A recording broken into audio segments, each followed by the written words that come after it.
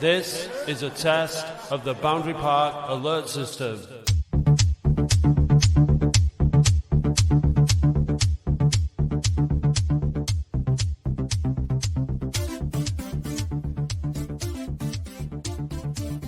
Hello and welcome to the Boundary Park Alert System podcast with me, Matt Dean, here in Oldham. In Presswich this week, we have a very, very sexy man who is just swinging in his chair. Not swinging, just in that, just the general sense of that you might expect a sexy man to do. No pineapples in my window, sir. No. How are you, Dave? Good. The unmistakable tones of macchiato drinking Dave Bradley. Hello, ladies, gentlemen, Dave, children. and that voice sends a quiver down everyone's spine, Dave, regardless of who they are. How are you this morning? Yeah, good. We won, so relatively happy. So relatively happy. Relatively. Yeah. It's all relative, Matt. It's all relative. We'll find out why you're not extremely happy a little bit later on in the show. But we can't leave this week's guest holding too long because of his stature in the Oldham athletic community and just generally. He's been on the show before, so we're not going to do the questions and all that. But I think we have to address him by his proper title. He is the president of Oldham Athletics supporters in the South. So, Mr. President, Will Holdaway, welcome back to the Boundary Park Alert System. Thank you very much, Matt. It's an honour for you. It truly is. I'm only kidding. No, yes, I am the unelected president. I have to say, of Oasis. So that's a dictator, is that? Yes, that's exactly. Yeah, exactly. Yeah. You've gone for a totalitarian, authoritarian model. How is it working? Right. How many Oasis members have gone missing since you became president? We're attracting new members all the time, Matt. I've got to say, like since I took over, it's a bit like the when the Romans ditched the Republic and went to having an empire, and they had the Caesars then, and it just went from strength to strength from there. Yeah, and that's why the Roman Empire is what it is today. That's why you get guys dressed up as gladiators trying to charge you €20 outside the Colosseum, charging you for a photograph. Viva Rome! Really? Oh God! Horrendous. Yeah. Don't go to Rome, anyone. Did you go in your? I bet you went in your own gladiator costume, didn't you, Dave? Ready? I was in my toga. Just imagine you. I was in my toga, my friend. I bet that was him charging €20. Yeah. Dave can pull off an Italian really easily, can't you, Dave? Oh yeah, no problem. I mean, I left that innuendo there just for you. Yeah. I don't think you quite exploited it. If I'm honest. Oh yeah, I took it all right. I got it. So since you're attracting members to Oasis that fall into your belief system, Will, because you do have a belief system. There are conditions, aren't there? You're match day rules. I did write a constitution the other week in a quiet moment, and one of the clauses in it is that if the president does it, it's not illegal. All right, taking a leaf out of the Americans' book there. I think Tony Blair's book there. I think, but let's leave it there. It's a Richard Nixon phrase, actually. So yeah, that's right. Yeah. Well, either way, who cares? You're all the same, you lot, aren't you, Will? You presidents and leaders. Yeah, we're not to be trusted in any circumstances. Absolutely. And having met you a few times, I absolutely got that vibe off you. 100%. So, I'm just glad that you're owning it. You know what I mean? Yeah. Well, I wanted to mark the card of your listeners about it, actually, because we are formalizing. There's a WhatsApp group and there are ad hoc groups that meet in pubs, but we're going to have like an actual group with a paying membership, so that we're able to do some fundraising for OASF and OACT. just become a proper organisation again. It kind of fell apart a bit during the Lemsagam years, like lots of things did. But yeah, we're going to formalise membership, and Darren Royal's all on board with it. So yeah, hopefully before Christmas we'll be doing that. Right. So presumably then in your capacity as an unelected president with very, very, very low morals, you'll be siphoning off some of those funds for your own match day. Oh no. Things like that. I wish I hadn't have said that now. I shouldn't have even joked about that. Yeah. No, we're going to do it by the book. By the book with the money. Whose book though? Your book, the book that you wrote, your rules? No, the book of universal fairness. The book and of Job. Straightness. And there's a few of us involved, and they are trustworthy. And keep you in line. So yeah, you're just the figurehead, really, aren't you? Just the. Yes, I'm the one who rocks up on the balcony with the ill-fitting military uniform. Yeah. Just attracting new members to your empire.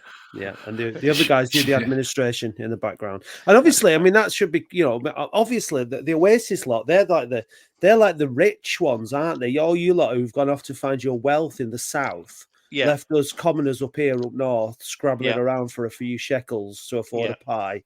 You lot down there are all Dick Whittingtons. Absolutely, made. You take Harrod sandwiches every single one of us, don't you? Yeah. Yeah, Fortnum and Mason hampers is the usual. Yeah. So yesterday, then, should we get onto that? So tell us a little bit, Will. Did you go yesterday? I presume you did. I did, yeah, I did. So from the president of Oasis, give us that unique perspective of what your day looked like yesterday. How my day started my day was very boring yesterday. I had to do chores, so I drove. I didn't go with the usual crowd that I normally go with. They went to the pub probably for about 2 hours before the game, I think. Pub called the Sovereigns. We arranged that through a WhatsApp group that people just rock up there. And then so I went to the snooker club. I had a little Coca-Cola in the snooker club next door to the ground.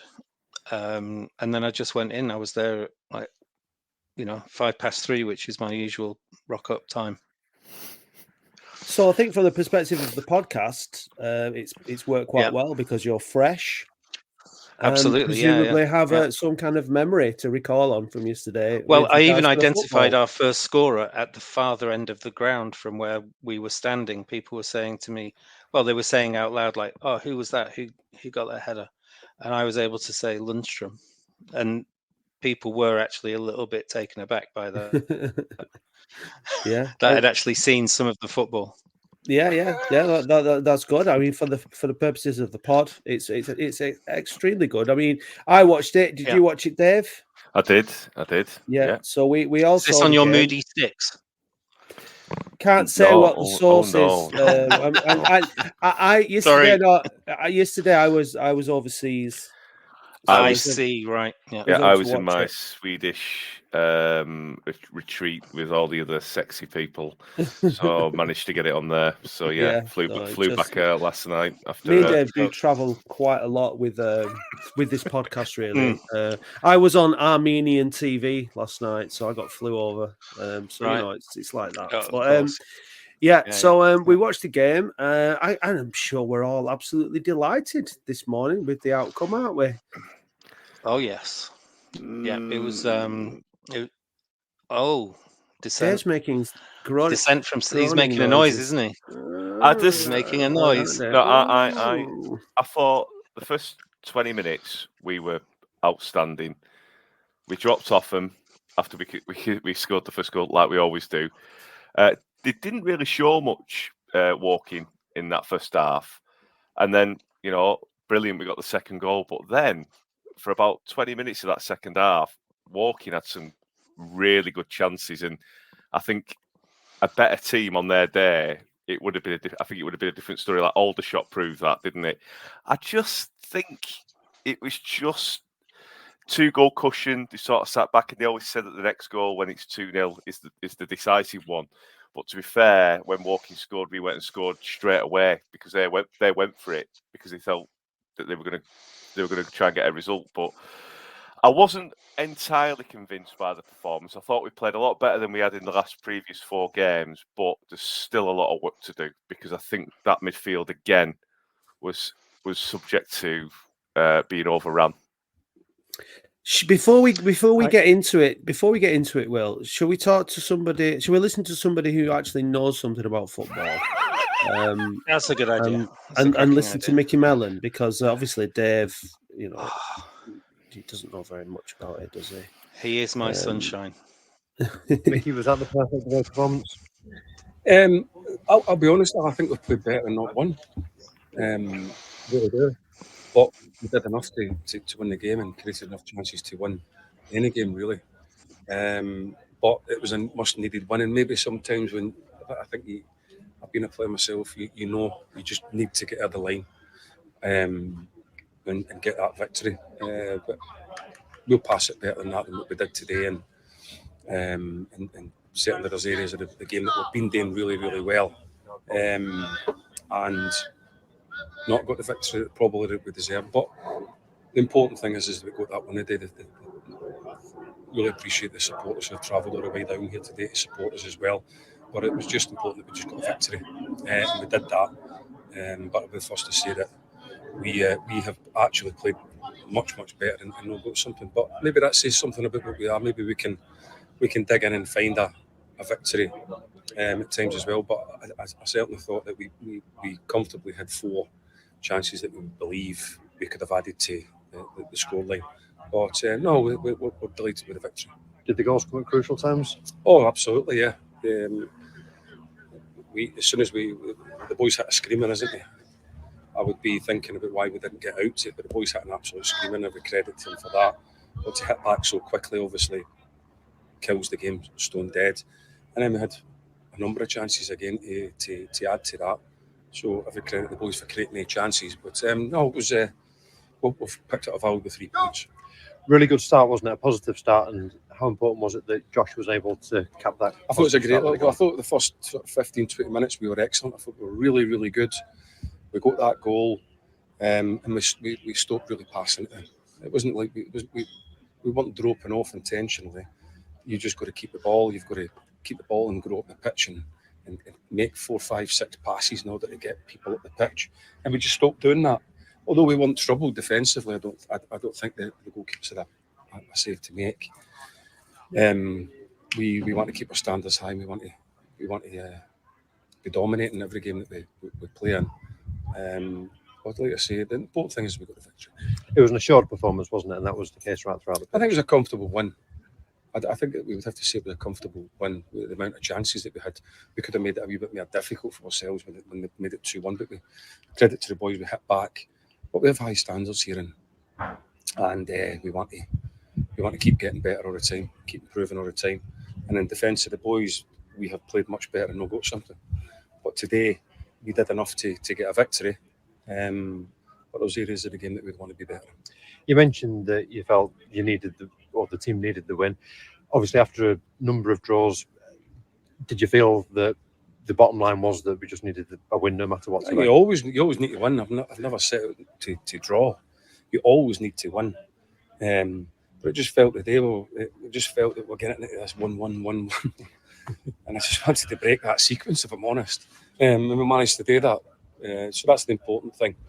But no, it's always difficult to win any game away from home in this division. You always know how difficult it is. You're always made to work hard for your victories when you come here. And we did that, and I certainly, without a doubt, we deserved it, without a doubt. So, like I say, we get back up the road with a valuable 3 points. Both Norwood and Garner came on. How much of a difference was it having those two available? Well, we went to sort of 2 up front. In the second half, we wanted to maybe get more bodies up that side of the pitch, and we'll switch that when we need to. When we think that we can do that, we'll do that. If we don't think that the sort of way that we're playing is working for us, then we were able to change that, and I think that they made a difference. Without a doubt, we looked much more dangerous up that end of the pitch. Although we maybe off the ball weren't probably at our best, but there's always something that the manager will look at and think that we can get better. Well, today. Thank you. Cheers. So, Dave, apologies, Ray, because you and Mickey Mellon both seem to have the same view there. You are indeed a football guru. Oracle. Oracle. Sexy Oracle. That'll do. Will, do you agree with Mickey Mellon's assessment and indeed Dave's assessment of the game yesterday? Yes and no. I thought we were better than Dave's giving us credit for, and perhaps not as good as. And no, you know what? I agree with Dave, the Oracle. But I think my expectations are slightly different. I don't expect us to dominate teams in this division at the moment. I don't think we're good enough to do that yet. I think we will be in games for 80, 85 minutes when we're winning or drawing and we're away from home and it's against a good side. I don't think we're going to give anyone an out tonking at the moment because we're not good enough as a team. Simple as that. We might be good enough in March and April, but we're not good enough now. So in a way, yesterday was beyond what I was expecting. I mean, much more comfortable. A 3-1 win away from home is brilliant, isn't it? I mean, it's not easy to do that. I mean, walking in our first season, we got pumped down there, didn't we? 3-0. We won there last season. Was it 1-0 last season? I thought it was 3-1 again, wasn't it? 2-1. Yeah, we won there last season. We won again this season. So I was confident yesterday ahead of the game that we were going to win. I don't know why. I just fancied. Obviously, we've all got a bit hung up on the fact that we've drawn so many games, and that's reasonable enough because the points tally isn't great when you draw games, and the performances have been up and down. And I think, like you said, Will, at the minute we are inconsistent over 90 minutes. We're not, but that generally happens in a game of football anyway. At most levels, like there are periods of game because there's a psychology to football. I think once you go 2 goals up, and it's inherent in people. When you're chasing the game, you have to go for it. You have to commit. You have to, and Woking did that when they got that 2-0 down. Whereas our psychology wasn't. We've got a 2-goal cushion now. We've something to hold on to. So the psychology shifts. So you're always going to have these spells in games where, like really, really, really good teams when they're 2-0 up are really, really comfortable because they manage the psychology of it, But at our level, that's what happens, and the game ebbs and flows. But we could have. I mean, I actually watched the 10-minute the Woking media team put a really good highlights reel together. Actually, it was 10 minutes long, and it was really entertaining. It was a really good 10-minute watch. The highlights reel because often some of them are dreadful to watch. Even the highlights are dreadful, aren't they? But there was loads of chances. There was for both teams actually, and it was a good watch. The game could have been 6-4. Really on chances. It could have, yeah. So it was entertaining. If either team was any good. Yeah. I thought there was a spell 10 minutes before we equalised against Southend last weekend, where we were absolutely brilliant. We looked really good, but like you say, we're chasing the game at that point, and it's kind of like, now's the time, lads. If you've got it, do it now. And when we are ahead in a game, even 1-0, we tend to take our foot off the gas, big style. So, but yesterday we did at least extend the lead, didn't we? Which was nice. We did, yeah. It was somewhat fortuitous. Let's not forget that. It was a tap in for the 300 grand a week man, James Norwood. But you have to get in them positions to get that goal, don't you? And that throw in was some great work down the down the left by Kitchen. And again, I thought Kitchen and Caprice offers that a lot more balance. With Ogle as centre back, agree. Because I think his distribution is a lot better than Hobson. And Hobson was a standout player last season, and he's unfortunate not to be in the side. But again, having Hobson as a sub You know, I was worried that if one of those central defenders get injured, and we had Hogan's coming in, no disrespect to Hogan, but his legs have gone, haven't they? Let's have it right. That's why he's not the club captain and he's not getting a game. But Ogle is really showed a show display in his centre-back performance. And Caprice, he's at for 31. He looks like he's like 26, doesn't he, running down that winger? I thought he was outstanding. Yeah, Kitchen's he's very effective, away. Caprice. Really like him. Yeah, Kitchen showed why he should be starting as well. You know, you made a point there, Will, about us, you know, not being in a position to blow teams away just yet, and I think you're right, and I think that this season we will evolve as a side and we will get better. I'd like to think that little spell we've just had with all the draws was a poor spell, and that we're going to improve, because I think what we're starting to see is Mellon starting to understand what his best team is, and there has to be a period of experimentation. There also has to be a bit of, you know, players are going to come in and out of form. You know, Jez started this season, you know, absolute off flyer against Braintree, and you know, arguably has not been quite the same performer since.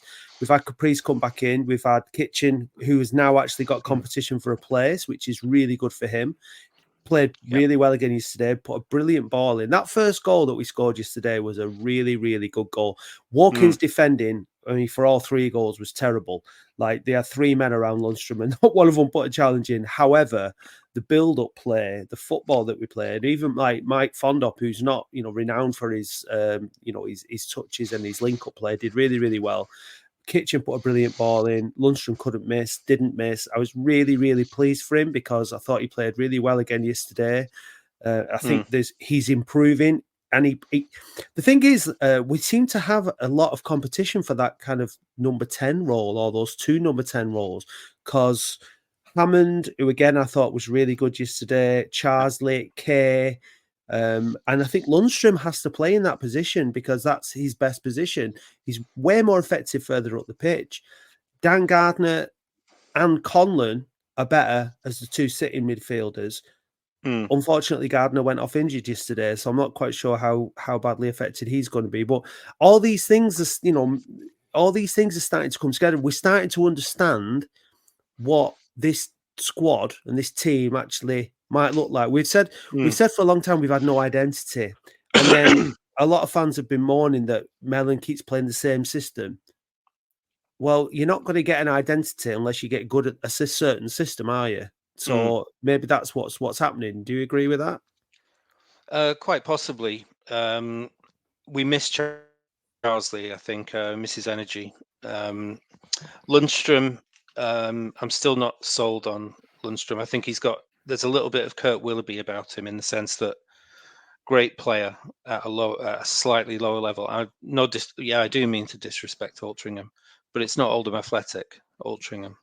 And I think he freezes a little bit, certainly at Boundary Park, and sometimes away from home as well. And I think he does the obvious thing too much. I don't think he's creative enough as a midfielder. I'll take you to task on that, on the comparison with Willoughby, because I think that Lundstrom has shown that he can do the right things at this level. Like, he's shown that he does have the potential. You know, he's been in games, he's affected games, whereas Willoughby never did. So I think he's more. Yes, he's I know what you were saying. He's a touch better than that, but he is better, and I think he's shown enough to show that he can be a player at this level. And also he did it for Altrincham at this level. Yeah, and also I think on the Willoughby thing, Willoughby didn't really get a chance, did he? Let's say he didn't play as much as Lundstrom. Lundstrom's had a lot of games. He's played over 30 games for Latics now, maybe 40. True. You know, and he's in a position where the ball will be coming to him a lot more than a striker. So I think it's a bit of an unfair comparison. However, I do think he's growing into his role. Like, I think at Halifax, everyone said he weren't good enough. I thought he had a good second half, mate. But he played further forward in the second half, didn't he? Exactly. But for me, let me give you this stat. Every time Hammond has started, Oldham have won. And Hammond yesterday was outstanding. His energy, his passing, his movement off the ball to draw away defenders from Fondop and the other midfield, it was absolutely outstanding. His pass to Jez and Norwood, if he was probably 2 or 3 more games fitter, he would have finished that. He was a level above yesterday. And I thought Yeah. everyone. I was coming into some criticism on Twitter with an Atletico saying that he had a really rubbish game. I don't know how many pints or how many times the drum was banged on his head, but he wasn't watching the game I was watching because I thought it was absolutely outstanding. And the energy that we've lost in Charsley, Hammond was. I think he's a great replacement, and it's a great problem for Mickey Mellon to have Charsley or Hammond because they probably can't play together, but they did against Braintree, and it worked quite well. But you've got Kerr coming back as well, who could probably be a little bit more advanced. And my worry is, like Matt said, is when they drop Lundstrom back because he's not that sort of player unless Kerr can do that holding role, which I don't think he's that player. Khan, again, he's another number 10. Not seeing much of him, but do we really want to see someone who's getting sent off for stupid things? Potentially not. It's... Well, yeah, we do. We want him to be really good and be a crucial part of this. Can I just make just like to say that that Hammond helps get a tune out of Latics. Chocolate oranges are available at Rawlinson's.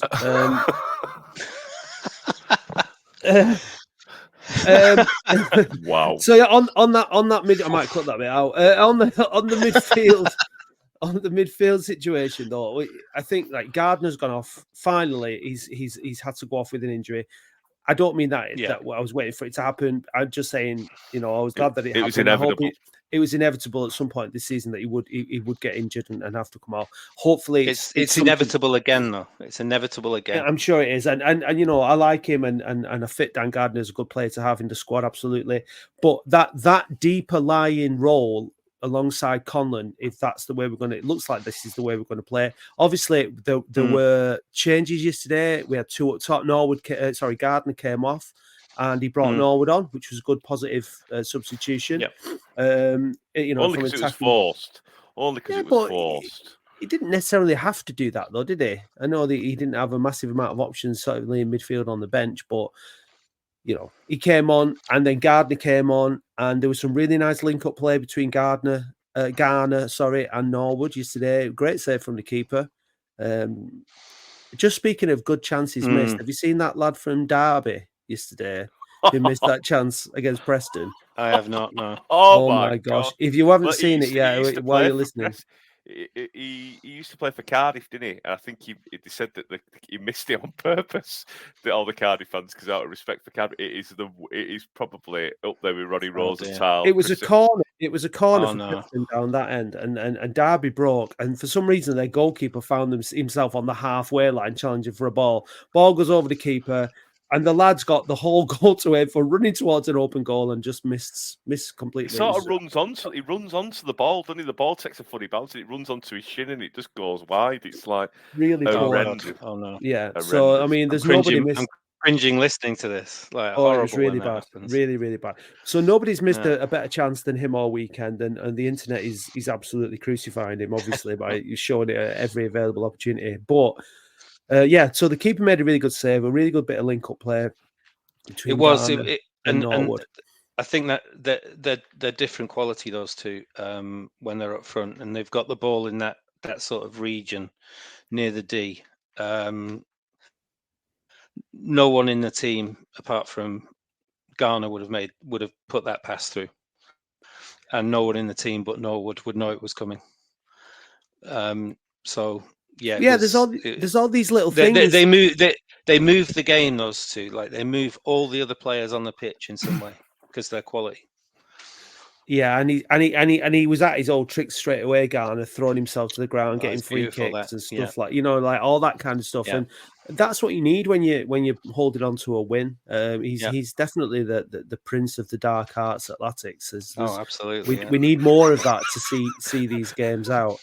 Yeah, prince of the dark arts. He is, yeah. So there's lots to come, I think, from this team. We're not, like you said, Will, we're not the finished article by any stretch of the imagination. I'm gonna have a coughing fit. Take over. Yeah, well, we're not the finished article by any means, but I think that my concern is when we start with one up front, and we can't do.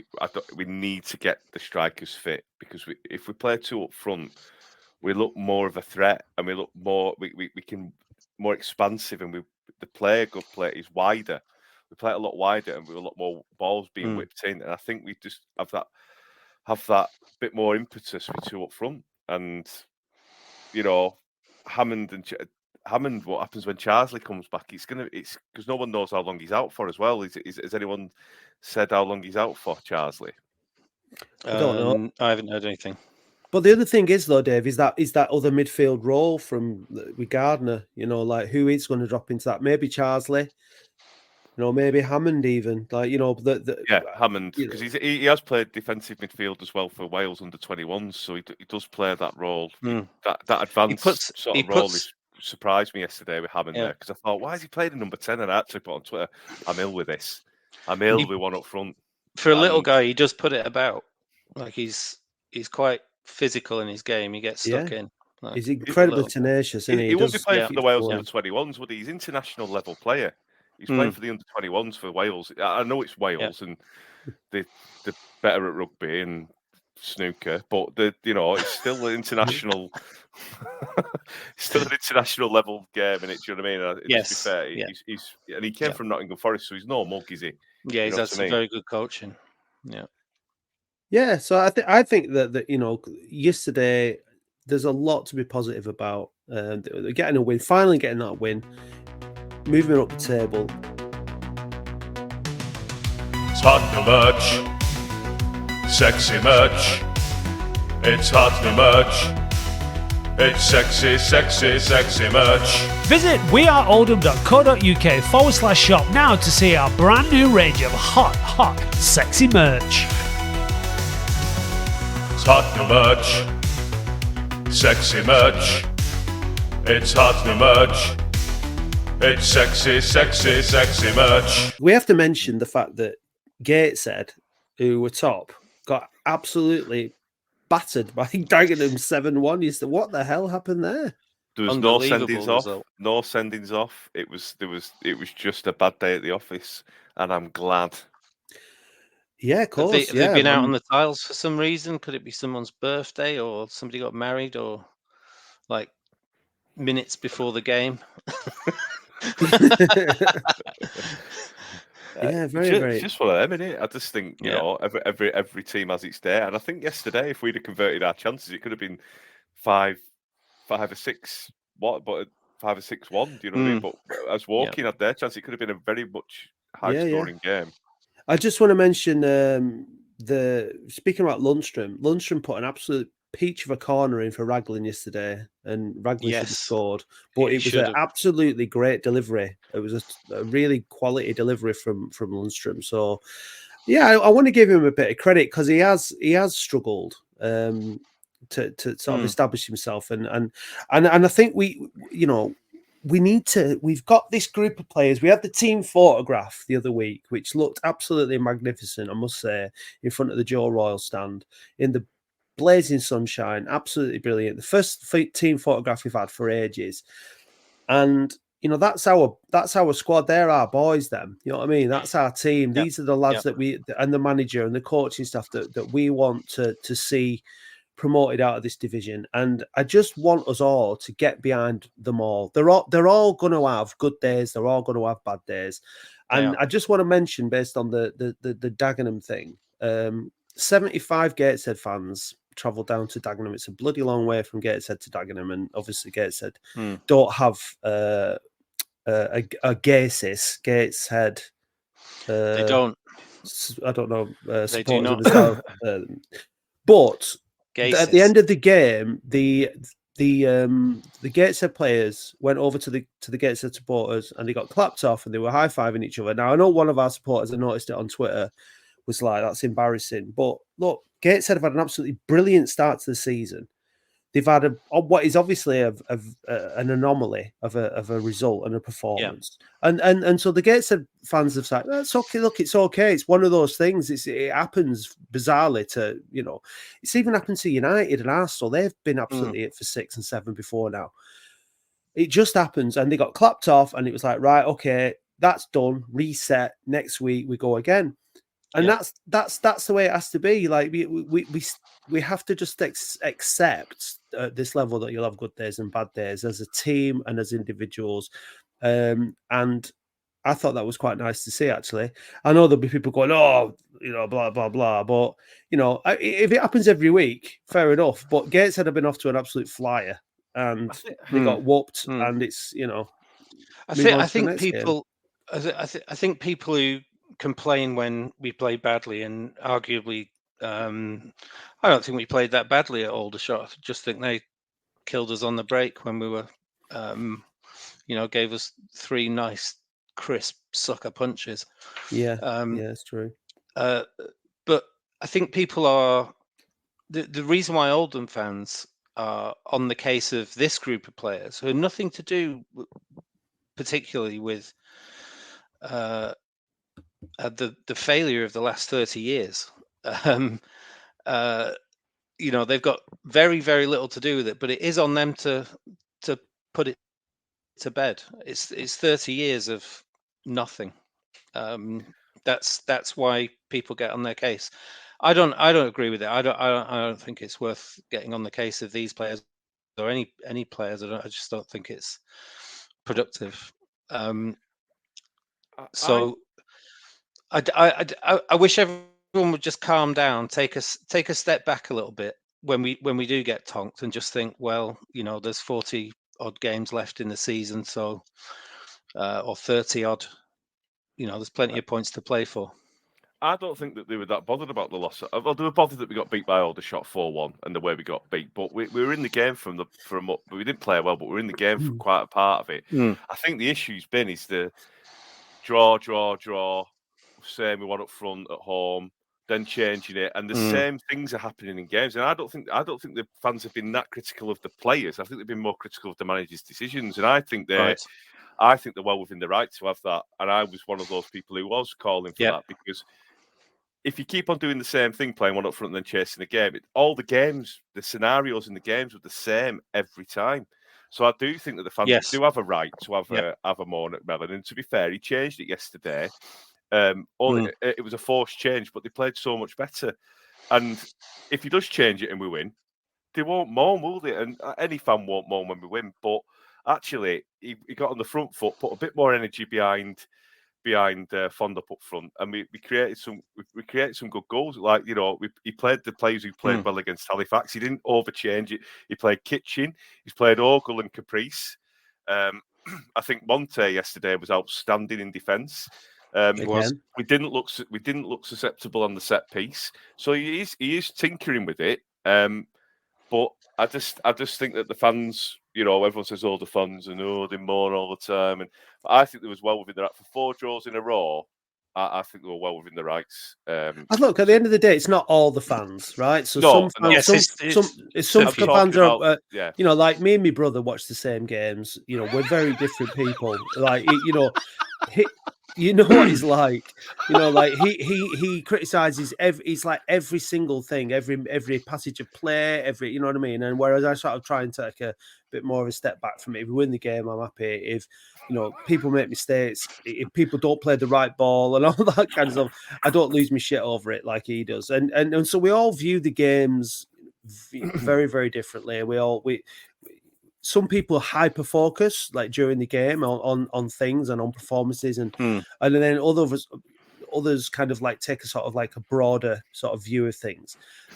So me and my brother are like that. We're completely different. I take a broader view. He hyper focuses on every single thing. The grass is too long. The corner flags are too short. And for me, big. I couldn't cope with that. You're more like my brother, Dave, because you're like that when you watch the game. It's like every sort of like very much in the moment of every little thing, and everything like that is negative winds you up, and it's a very immersive sort of thing. Whereas I can't be arsed with that during the game anymore. I used to be like that when I was younger, but now I'm a bit more kind of like sort of a bit more. I don't know. I sort of like a bit more mellow, and a bit more big picture with it. And I think that if I think that enough, I think there's enough good players in this squad. I mean, look at the performances that we're talking about on a regular basis now. There are players that are going out there consistently performing, especially in defence. I think that, like you said against, all right, we've made mistakes, but we're in League 5. We're going to make mistakes. That's a given.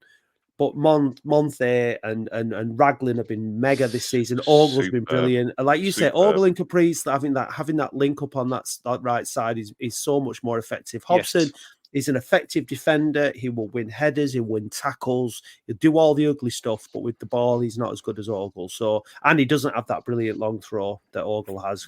Because the goals yesterday, they were absolute shockers from Wokin's point of view. That the long throw, it was like one big throw in, flick on from their defender, and it was in. The third goal from the kickoff was just ball up forward, two defenders going for it against each other. Both missed it. Fell to Fondop, who did really well to tuck it away. And it was, it's calamity really from Woking, but we took the chances yesterday, and that's the difference. So I think there's so much good stuff not going on. And I'll add to that a little bit, Matt. We had chances in the box. They're one thing, but we also had what I would call openings that we missed out on a little bit. And if we can, I think Lundstrom twice tried to get it to Caprice. Once he passed it out, and once it got blocked. Because he dithered a little bit on it. So yeah, the phase of play before those chances, we're doing very well at that. We have players in space, we have players looking forward, players running. It's not like hook it over the top. Up front to the statues, it's cannier than that. We are a lot cannier than we were last season, I think. Yeah, we had Tom Conlon had two shots that he probably should have done better on. Garner had a shot that he should have hit the target with. There were shots from outside the box. There were a lot more opportunities carved open yesterday, and it was much more positive. Like you were saying, Dave, about formations and things like that. Mellon has got a new squad.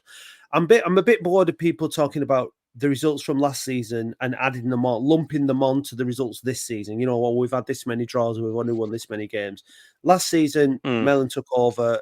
He inherited a bunch of players that we all know weren't good enough. He brought some players in last season. He's brought some players in this season. We've got a better team now. This season, we've lost one game in the opening 8, and that's good. We've won 3. We've drawn 5, right? So we do need to start converting those draws into wins, but we've still only lost one game. And our players, we have players now in our squad that we actually like. Do you know what I mean? Imagine that. The interesting thing about the defence is that the average age of the centre-backs now is about 27. But if you think about what we had previously, we've got Hogan, Clark, Raglan, and then Yarni. You were touching 34. You know what I mean? So that bit more youth. And Raglan's the oldest centre back at 20, at 31, and that's relatively still young. Ogle's 25, Hobson's 26. And Monte's bizarrely 29.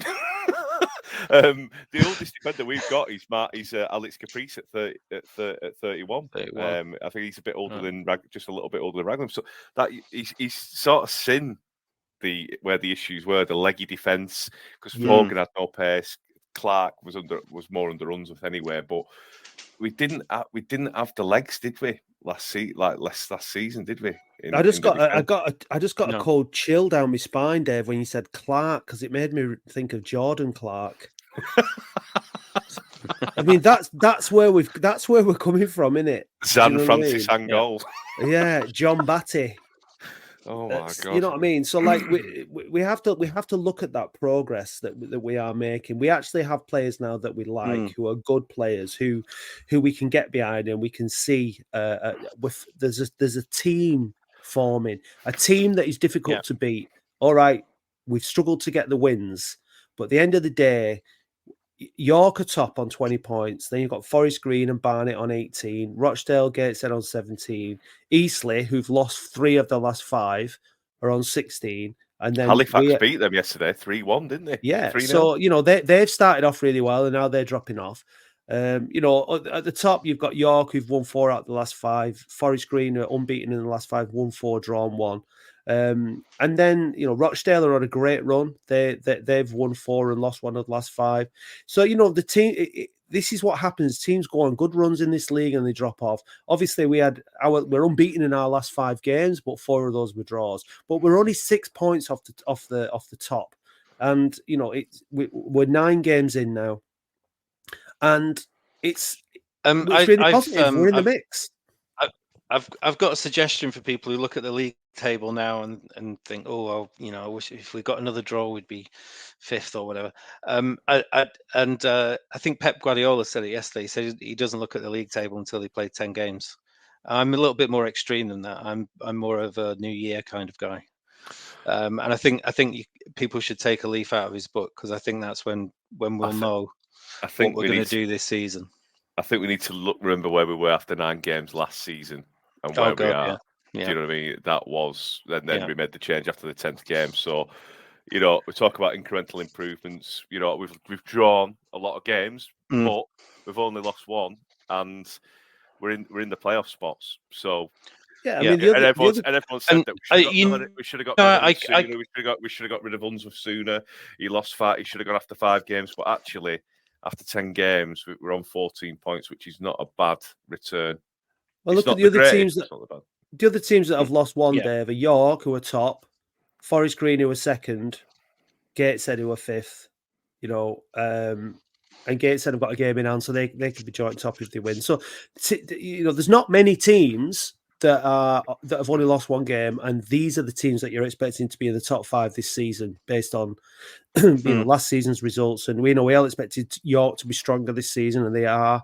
Forest Green, we expected them to be strong. They are. Barnet are up there because they were good last season. Rochdale are up there. It's Eastleigh are falling down. Maybe they're finding their level a little bit, and Latics are on the way back up. So. I think we're well on course for a top 7 finish at least this season. So I think we would have taken an extra couple of wins, and like you said, this whole fine margins thing. You said it, Dave. Mickey Mellon said it. We've played better this season and not won. We've had better chances in games. We've come closer to winning games and not done, because that's just the way it goes sometimes. I think you have to, that's just the way it goes. In football, you have to be able to say that's just the way it goes. You win some, you lose some. You lose games you deserve to win. You win games you deserve to lose. And then sometimes you just draw. And we've drawn a lot. And hopefully that drawing phase has come to an end now, because it is a killer, drawing loads of games. Can I just say as well, a word for the referee yesterday? He was very kind, very, very generous to us. Which, as he should be. As he should be, yeah. I thought he did really well. I thought finally getting at the referees. Was it about him? It wasn't about him. He did have a good game. Oh, sorry, Dave. You're a referee, aren't you? I shouldn't have poked the bear of the referees union. No, I thought he just went about his business the right way. Didn't make it about himself and just made it about the football and how it should be. The game flowed yesterday, didn't it? It was from that perspective. He wasn't blowing up every 2 minutes for everything, and it flowed pretty well. Look, I think we're all happy when we win. Some are happier than others because, like we said before, it depends what you want to pick holes in and how critical you want to be of individual errors and blah blah blah. But we've got Yeovil now on Saturday, and this result will be an even better result if we win at home on Saturday against Yeovil. We've got to start winning our own games. I totally agree. I was at Boundary Park for the Southend game, and people are just crying out for a little bit of home form. Yeah, I identified at the start of the season when the fixtures came out as a period of 2 months when, on paper, we shouldn't lose a single game. And that, I think it's from middle of November to middle of January, something like that. But we've got to start putting teams away at home. It's all set up for us to do well at home. The crowds are there. I mean, it's only 5,500 now. You catch me saying only 5,500. Yeah, But it killed for a 5,500 crowd in League One. I know. But it's just the home fans are just gagging for it, and it's they're not getting what in some cases the away fans are getting. Yeah, look, I mean, it's a long, long way from Yeovil to Boundary Park next Saturday. There's not going to be many Yeovil fans.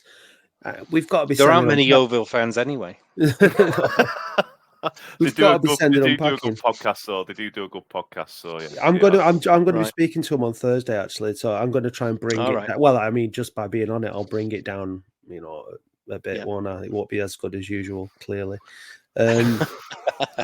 But make sure you insult them for being tiny and rural and things like that. Oh, absolutely, I will. But I am a big fan of Somerset cider, so they do. Oh, me too. Absolutely gorgeous stuff. Yeah. So it tastes like rat's piss. So yeah. No. Well, maybe if the rats have been feasting on Somerset apples. Feasting on the apples. Yeah. Yeah. As I'm sure they do. Down in the barn. Anyway, shall we? Orchard fed rat's piss. Yeah, absolutely. You can see the banner now. Cider does vary, obviously, in its strength and its. Of what flavor. rat's piss? Oh no! The strength of it down there is. I mean, they deceive you because they'll say it's 4% and it's about 8. You got to watch it, and it all tastes like cider lollies. Last time I drank Scrumpy. Cider. I was on the Upper Mill cricket pitch with my top off, just running round with top off. So I fucking don't know what happened there, but yeah, it sent me west. I never drank it again. Yeah, lovely. When are we down in Yeovil then? It'll be towards, is it April time? I think, or it's towards the end of the season, isn't it? I do know. Okay, let me check for you. It'd be nice to get down. It'd be nice to get down there. I'd like to get down there. I've never been to Yeovil, but it'd be nice to go down there in April the 12th. Yeah. The 12th. Oh, imagine we get a nice sunny early spring day drinking cider down in Yeovil. We're down in Nailsworth on the 26th. So that's an even better cider day. That's Forest Green? That's right. Yeah. Yeah. Ooh. Oh, cider days. Second to last game of the season, that isn't it? Forest Green. Ooh, that's pure. That could be for the game. That could be for the title, couldn't it? Could be. Could be. It could be. Anyway, right, Will, you're on the podcast. You're the president of Oasis. You are indeed obliged to give Latics Mind a go. I'm sorry. These are the rules. Are you feeling confident? How did you get them before? I got 1. I remember the answer as well. It was Andy Rhodes. Who did we sign from Doncaster in 1986 or something? Yeah.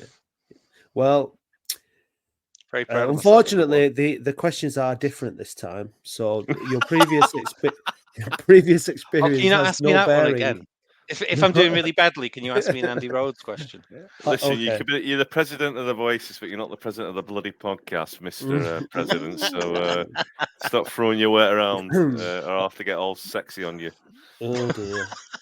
Oh my God. Do you talk to players like that when you're a referee?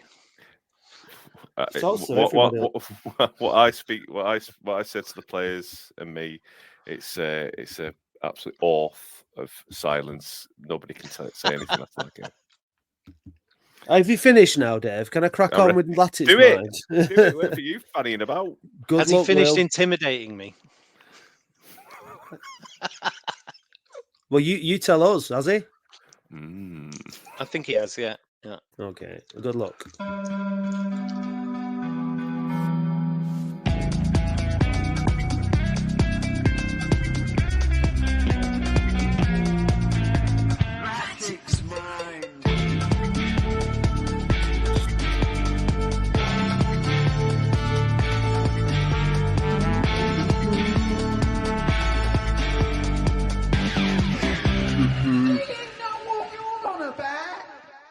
Who was Liam Hogan sent off against last season?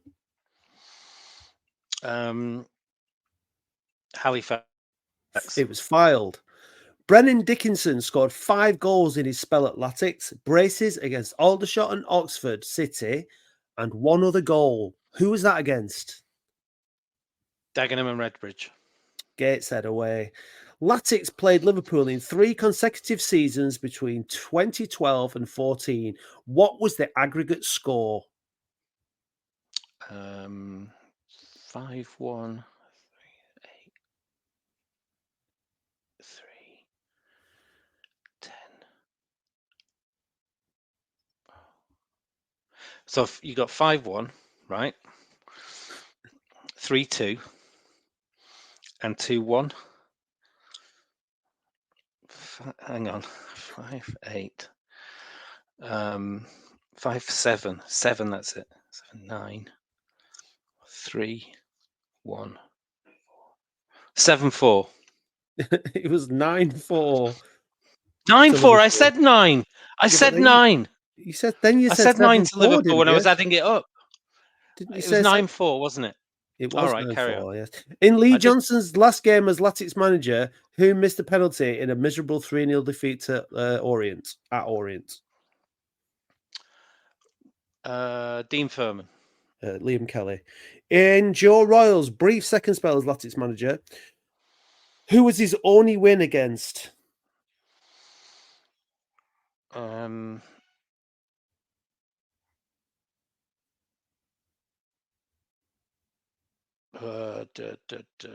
Crawley. Warsaw. Old Grounds. Who scored Latics' last goal at Elm Park?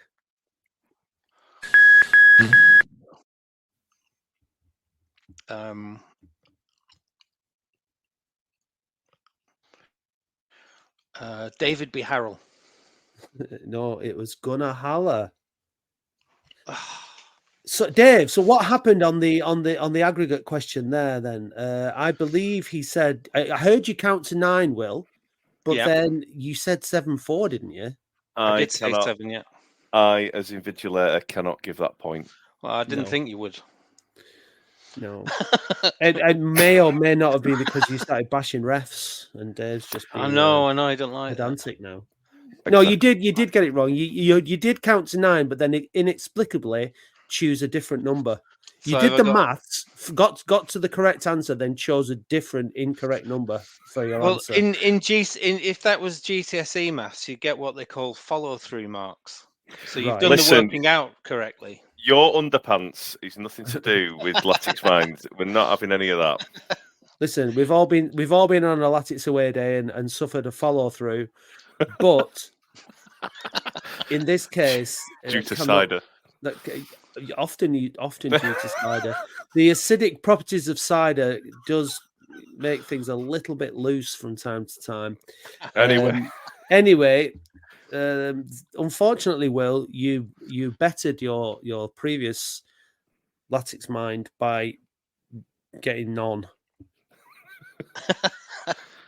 Well, it was predictable. You didn't pass on any, so we can't ask Dave about any of the answers. However, Has anyone passed? Why would you ever pass? Why would anyone ever say pass on Mastermind or Latics Mind? Yeah, it's a good Because it point, only isn't does it? you harm. Just Yeah. say something. Just guess. It drives me mad watching that program. Yeah. Well, I mean, it drives people mad listening to this and trying to get points. Hope you all did better than Will when you're playing along at home. They did. I'm sure. Well, they couldn't have done any worse, could they? So they could have said pass. Yeah, could have done. And then it gives Dave a chance to play. However, one of the answers to the questions there, Dave, revealed the guest on this week's Latics Football Phone-in, didn't it?